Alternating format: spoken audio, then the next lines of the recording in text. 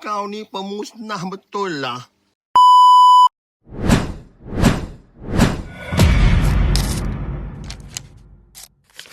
Hello guys, welcome back to my channel. Hari ni saya nak tunjuk kat korang saya punya pakcoy. Sebenarnya bukan pakcoy korang.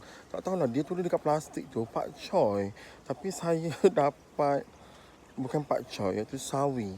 Tapi bila kita tanam di kawasan yang rendah ataupun tanah mungkin tak tahulah sebab pasir ke apa ke, dia jadi macam gini.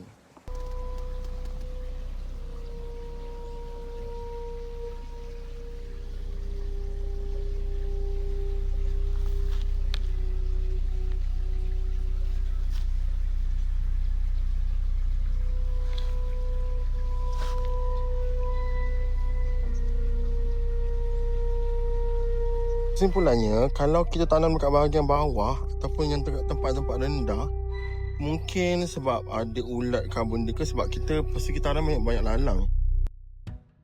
Banyak lalang tau. Jadinya mungkin ulat yang makan sekarang ni. Ya. So, saya nak tunjuk kat korang sawi yang agak okey untuk saya punya tanaman satu lagi. Saya tanam dekat sini. Tada! Nampak ni? Ni ulat dah makan dah ni. Tak anjing ulat ni.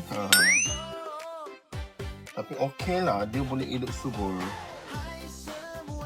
Dan ni adalah pokok dia tengah semai untuk anak buah naga. Itu dia.